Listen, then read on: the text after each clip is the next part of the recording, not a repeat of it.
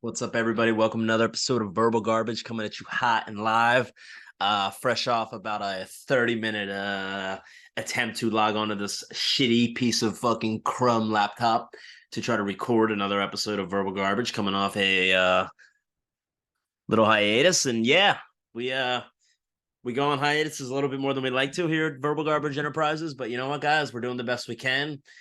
When you're when you live an honest, pretty straightforward, normal life, sometimes there's just not as much to report back on. And as you can tell, we're a little, the Peloton screen is protruding into the background here. Uh, we don't exactly have the most ideal studio spot. So we're working on some things. We're trying, but the guest I've been promising you guys, you know, cricket. You hear that, cricket? Yeah, I heard it too.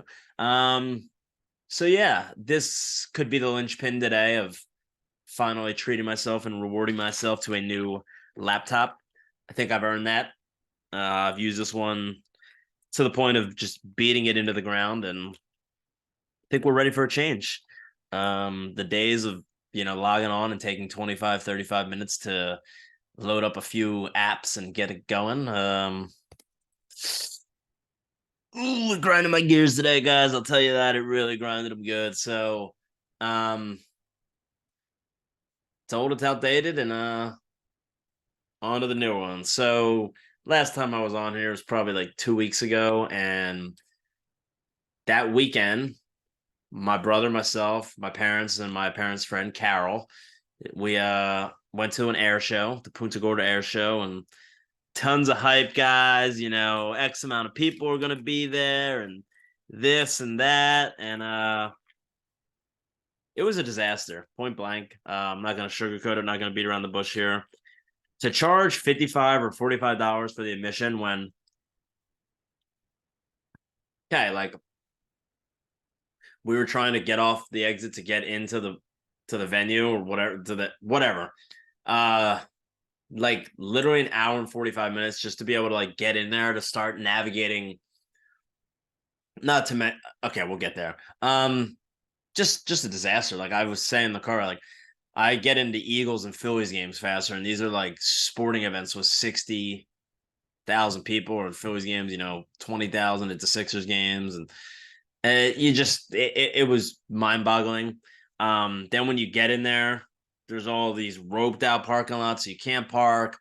And then if you want to go into the air show, you have to take school bus shuttles into the show because you're not allowed to park anywhere near it, which I get it, but we were sitting at a parking lot where we were parked watching it, and we had the ability to just cross the street and walk like maybe a mile to get into the show, but they wouldn't let you walk. It was only by shuttle bus, and just terrible.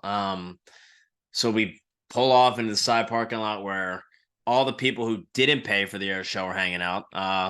Us losers paid for full admission, and then we're hanging out with all the broke Walmart customers, and guys, it can really tell you a lot about the situation sometimes when you just look around and you see what's going on. And no, thank you. A little bit of a malfunction, as per usual with this setup we got. So imagine like those little, the stakes in the ground, and they put the little yellow pieces of rope to close off areas and to keep them locked in. We were in a lot that had that, and obviously, you could drive through whatever, your car's going to take it down. But if one person bucks the trend and they do it opens up a can of worms. So all the yellow ropes are going down the whole strip where we're parked, and we're in like the front row, so there's cars layered behind us. So there's one little opening that's like literally the width of a car, coincidentally, that allows you to bypass going all the way around, and then just pretty much you can just drive right through and then park there. One brazen old lady just decided she didn't want to drive around and just pulled in there, and for the next like 45 minutes or an hour, she's sitting in the car, fucking traffic up because she started that, and then a bunch of people after her started doing that, and it just really kind of messed with the flow of everything. Not that there was any flow to be speaking of, but so it gets to the point where she's like driving slowly in front of us and like getting close to my dad, and he's a cool customer, but when something's irritating him, he's not gonna bite his tongue, much like Junior here. So like the lady's like getting close to him and getting close to his truck, and he's just like yo, and he just like yelled at her, trying to get her attention, and he's telling her to like go back the other way, and uh just an amazing situation. And after that, she gets out and does her thing, and then one of the shuttle buses is coming up, fresh off dropping off a fresh load, and he comes up and stops and doesn't put his little stop sign out, and doesn't really peek his head out either, and he just walks out from the bus in front of it, and then there's a car coming behind him that didn't see him, and he literally was like inches away from getting his ass hit and plowed off the street. And I guess that was my $55 mission right there, was getting to see someone almost killed and getting to see a lady driving like a maniac. So Punta Gorda Air Show, 2 thumbs down, 2 middle fingers up. Disgraceful. Only good thing was getting to hang out with, my brother, my family, and a family friend. So from that, sports are going on, obviously. Eagles got that pivotal win against the Cowboys. Sitting at 8-1 right now. Some dominoes just fell over the weekend. There was some really entertaining games. I fell asleep during the night games, but Jets and the Raiders had a wild finish. Last night's game had a wild finish with Buffalo. What was it? The Denver missed the kick, and Buffalo had too many players in the field, so they got a 5-yard penalty and made the kick to win. Broncos are getting a little hot now. Don't look now, but they're on a little bit of a streak. 4-5 now. Cowboys, just another great game, and guess it's pretty cool what you can do against a third string quarterback, isn't it? So a lot of hype for Dallas again. It's just amazing how it works. They lose a game to a good team, and then they beat shitty teams, and then everybody gets back on this whole Cowboys hype train. I'm all for it. It's fun for the NFL. It makes it more entertaining when they're good and there's a storyline. 49ers had a good win. The Texans had a fantastic win. That was the game I spent the most attention on. Cleveland had a fantastic win. It was just without the Eagles playing on Sunday, it looked to be a pretty dreadful slate and end up being probably the best Sunday of the year. Going from one sport to another. The Philadelphia Sixers, guys, 76ers, they're 8-1. Got a game tonight against Indiana, who they just beat the other night. Maxey fresh off a 50-point performance. And for those of you who don't follow, James Harden, the big famous NBA player known as the Beard. He's got the big beard with the mohawk. He's notorious for being disgruntled and forcing his way out of teams when he's unhappy with the situation that he put himself into. And in this case, he opted into a contract and then decided he didn't like the contract anymore and didn't like the front office. So a lot of drama going on in the offseason and then preseason. And then Sixers were finally able to cut bait with them and get back a couple rotational wing players, get back some minimal draft capital, but some role players were added with, as Bill Simmons like to say, we got some length on the wing now, guys. So an interesting shakeup. The Clippers, I think, are 0-4 since the trade, and the Sixers are on like a 6 or 7 game streak right now. I think we need to make a move or two.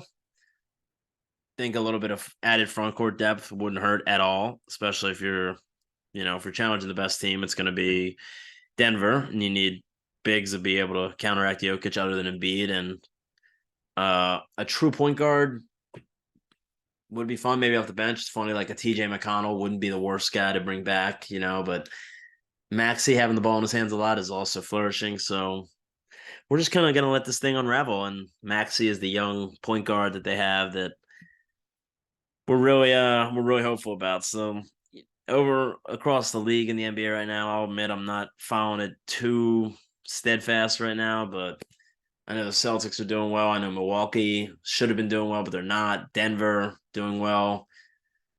The Suns not doing so great. The Warriors are doing pretty well. So just all the usual characters. But the real monkey wrench in the season right now is the Sixers guys. So exciting times and excited to see what they do. It's not going to end up with postseason success. We already know that, but anything we can do to improve upon the Harden mess that started off the season, right? So we'll jump into some of these CEs, if you will, some current events. I think we did that last time.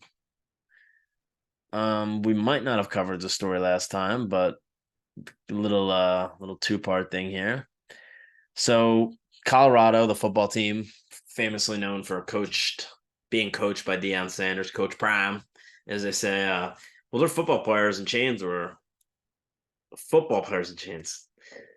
The Colorado football players' chains and jewelry were stolen out of the locker room when they had a game against UCLA. I believe that was last weekend. So this is a really weird story about college kids getting robbed. Like it's something you hear out of the NBA or the NFL, but you don't even hear that. But in a sense, like they have the money. I don't. It's just a weird story. So we're doing our little poopy scroll this morning, going around some stuff, and got a little bit of a bombshell here, guys. So that story came and went. I mean, wild, but Colorado's not winning. They're not as relevant, right? Well, a story came out today, and or yesterday, let me just read the headline for you folks. UCLA recruits on official visits were the ones who robbed Colorado's locker room at the Rose Bowl. So imagine like getting recruited by a Division One football team. I'm not gonna say UCLA is like legendary, but I mean it's got a pretty significant name and reputation. I'm not gonna sit here and start spouting off UCLA players because I can't. I know there's some good ones. I'm not. Maurice Jones-Drew. I'm not. I don't know a ton off the top of my head. Let's be honest, but you're a recruit, and this is how you're gonna make headlines, huh? There are 4 confirmed juveniles from Beaumont High and Riverside County who were involved in the recent Rose Bowl thefts of property belonging to Colorado football players, said Lisa Derderian of the Pasadena Public Information Office this morning. That was tweeted by John Murphy, guys, at PrepDog2. Give our boy a follow. I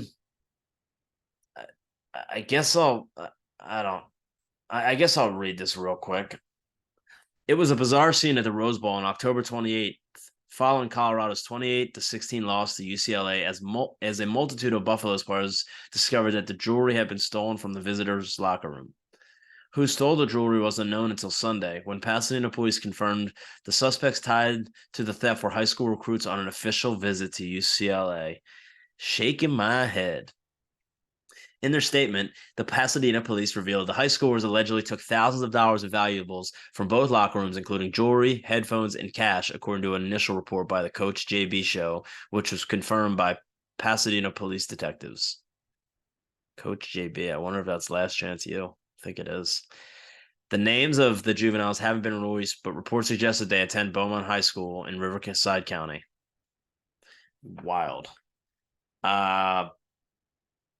Just a crazy story. I mean, with the technology these days, going into a Division One locker room like that, and just thinking you're gonna walk away unscathed after stealing stuff, a crazy lack of self awareness in this situation, and just like speechless, truly. Okay, we got a clown here, guys. The clown of the week. Maybe we'll start doing something like that. Melissa Cantarero. No. Cantarero. Yeah. Melissa Cantarero Weiss, the deputy city administrator of the city of man, I picked a bad paragraph to read here. It's a city in Wisconsin, sent an email to city workers instructing them not to use red and green and religious Christmas decorations because it's not, in quotes, inclusive and equitable. And yeah, I'm reading this whole letter. She also refers to snowmen as snow people because snowmen is gender language. Really cool. Okay. City employees. Here we go. As the holiday season approaches, Mr. Archambault and I ask that you take some time to reflect on our commitment to create a welcoming and inclusive environment for all residents and visitors to our buildings, as well as our coworkers. God, my throat's scratching, and we're fucking 2 sentences in. And we got about 10 more. At City Hall in particular, December is our biggest month of the year, with many residents visiting in person to pay property tax bills. We strive to ensure that every visitor to our buildings feels valued and respected, regardless of their individual beliefs and traditions. I already know. I mean, I know the headline. I know where this was going anyway, but I'm like, God damn, this is getting real. Currently, Christmas decorations are prevalent throughout public counters at City Hall and perhaps other buildings as well. While we understand the significance of this holiday for many, it is important to recognize that not all Wauwatosa employees, that was the city, by the way, residents or business owners celebrate Christmas. Okay, so who cares? In our ongoing efforts to foster a more equitable and inclusive community, we believe it is crucial to be considerate of how we decorate public spaces during the season. Fuck you. To that end, we kindly ask that departments refrain from using religious decorations or solely associated with Christmas, such as red and green colors, when decorating public spaces within city buildings.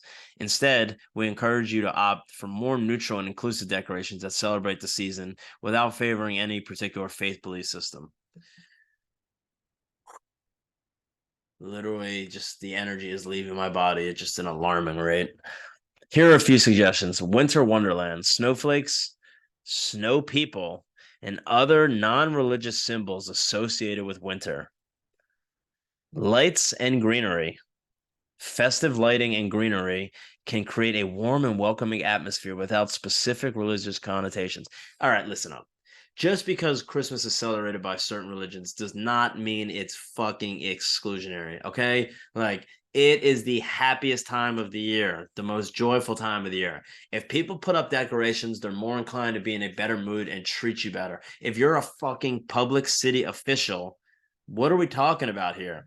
How many times have you guys gone to DMVs and had like the worst experience? You know, I should do a little case study here. Like, go to a DMV in fucking April and then go to a DMV in June and see if the vibes are any different. Well, if you go to Wauwatosa, Wisconsin, they're not going to be, because you can't use fucking gendered snow language and red and green decorations. Just absolutely insanity, like absolute insanity. Especially in Wisconsin where you get cold and you get snow, like making it the decorations, it just makes you feel. I'll admit I've become a little bit more grinchy in the last few years, but this is kind of firing me out to get more in touch with the decorative side, you know? And then Northern Lights, draw inspiration from the Aurora Borealis and incorporate colors like blue, green, and purple. Absolutely not. Fuck you. So, Melissa, I don't agree with you. And guess what? I don't have to. And you don't have to agree with me, and that's fine. But for you to tell public city workers they can't decorate with Christmas decorations and colors, you're out of bounds, and that shit ain't gonna fly, okay? All right, back to the Instagram. This is pretty cool. I saw this, guys, and let's do the old screen share, even though I know it's not gonna work for some video that I want to do. But this was just showing like a Texas community bestie row, and it's just 4 Texas couples that are just living. Fucking bitch, I hate these videos when I can't do it. But you know what? We knew that going in, and we still tried to do it, right, guys? So, never mind that one. So much for screen sharing, huh?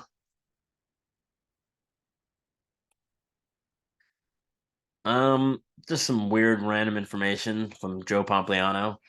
Um, Cost of a 30-second Super Bowl ad in 1967 cost $42,500 for 30-second ad during the Super Bowl. Okay, like that's 1980, 13 years later, 222,000. Crazy. So what is that? 154, 500,000. Really good fucking math. $155,000 difference in 10 years. Okay, and then we go from 80 to 90. 222 to 700,000 in 1990 to advertise for a Super Bowl. 30 seconds, 700,000. So that's what, 400 78,000. So the increase by 10 years is just 1990 to 2000, 700,000 to 2 million, 2000 to 2010, 3 million, 2015, 4.25 million, 2020, 5.6 million. And this year, guys, $7 million for a 30-second Super Bowl ad. And pretty much already sold out of revenue. I mean, of ad revenue, ads. So, yep, crazy. Another weird, wild story, but from Australia. What? Okay. I thought they didn't have guns there. 30-year-old police officer from Australia, Dominic Gaynor, pleaded guilty to carrying a firearm with disregard. Royston had threatened to spoil the movie Top Gun Maverick, prompting Gaynor to respond by pointing his gun, uttering, "Don't spoil the movie and I'll shoot you." Okay. He lost trust in the police force. 100 hours of community service, just a terrible current event. I'm so sorry, guys. Sometimes when you have layoffs and then you take 35 minutes to get on and get going, sometimes the episodes aren't going to be as pure. And did it cross my mind to skip it today? Of course it did. But you know what? I need to fucking push myself and get on here. And I push myself, and the result might be trash, but why do you think the show's called Verbal Garbage? You fucking idiots, right? This one was pretty dope. Kim Jong Un's pleasure squad consists of 13 to 16-year-old girls. Yeah, okay. The pleasure squad, guys. Let's get a little rundown here of the pleasure squad, shall we? The pleasure squad is made up of approximately 2,000 girls, ranging from the ages 13 to 16, that are picked carefully to match physical requirements like being attractive, a virgin, and having a soft feminine voice. You think America's bad, guys? You want to be in the pleasure squad? These girls are all then physically examined and categorized into one of three teams: the sexual service team, the messaging team, or the entertainment team. Pictured above is a couple well-dressed geishas, if you will, serving what looks to be a Koreanized funnel cake, perhaps. These girls worked to serve Kim Jong Un and other government leaders for approximately 10 years before retiring in their early 20s. It just makes me feel dirty and disgusting. These teams operate as an official, actual government unit. Praise God, right? I mean, extremely strange. This one is gonna break my heart because there's now vaping contests that are going on. They're called Evangelist. Are entering cloud chase contests hosted by vape companies. Truly tragic that the video will not work on here, but essentially people hit their vape and they stand back to back, and then they blow out smoke, and then whoever's cloud lasts longer wins. Have you ever felt more like you're in America by hearing a current event than this one? Um, just bananas. But what are you gonna do? Bob Knight, rest in peace. Famed college basketball coach, passed away a week and a half or so ago. Brought a lot of entertainment to my life. Have a book that I've yet to read about him that I've been anxiously awaiting, and then I'll watch the documentary following. But big loss for the basketball world. He was a legend. His style of coaching would never fly today with this generation being just soft and entitled, and you can't discipline, you can't use any kind of tough language and coach people anymore. Just a weird time to be in. Having said that, there was a story that just came out, and I was actually just listening to a podcast before I got on here, and they brought up the story and kind of talked about it. So I kind of wanted to bring it up real quick and see if I can find it in a timely fashion. But here we go with this fucking laptop again, guys. So I mean, it is what it is, right? Lane Kiffin player. There's a story about okay.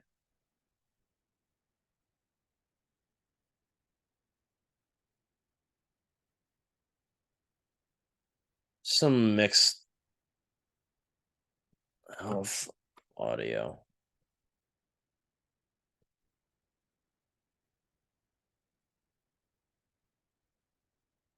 I don't know if I'm going to be able to find this. Actually, Like, I'm gonna cut you. I'm literally dumping puppies. How's that? We're trying to unbug more strings. so I'm just going to play it off my podcast or the podcast I was just listening to and just kind of give you guys the audio because I don't think I'm going to be able to find it.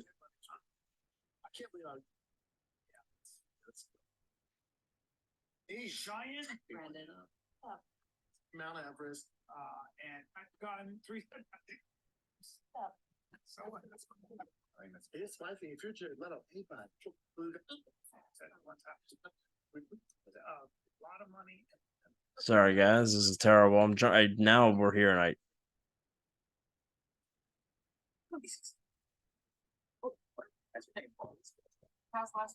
shout out to Hulu.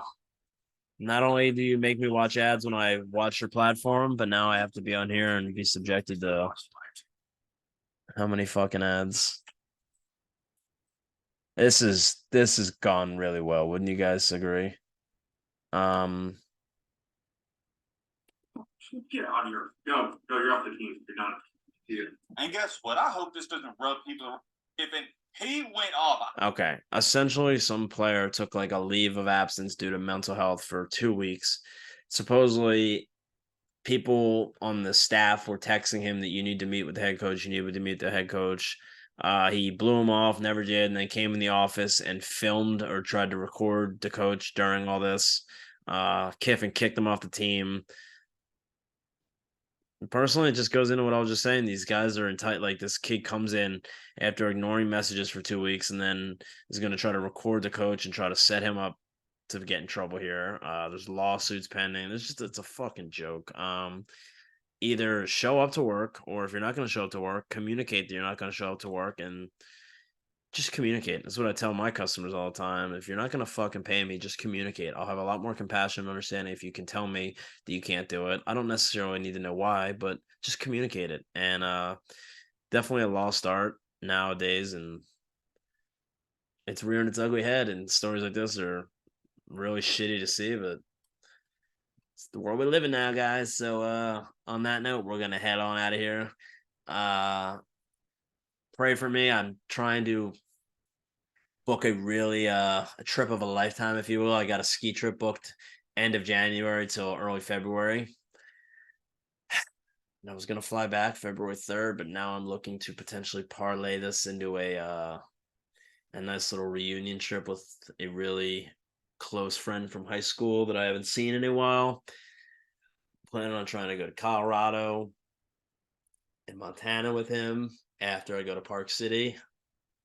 Don't know if I can do all that Western snowboarding in 2 weeks, but Lord knows I'm going to try. So we're going to try to figure that one out. A lot of logistics involved. Flight's already been booked to and from, so I got to try to see if I can redirect the from to another location. Your boy's got his hands full, so let's go, baby. Verbal Garbage, we out.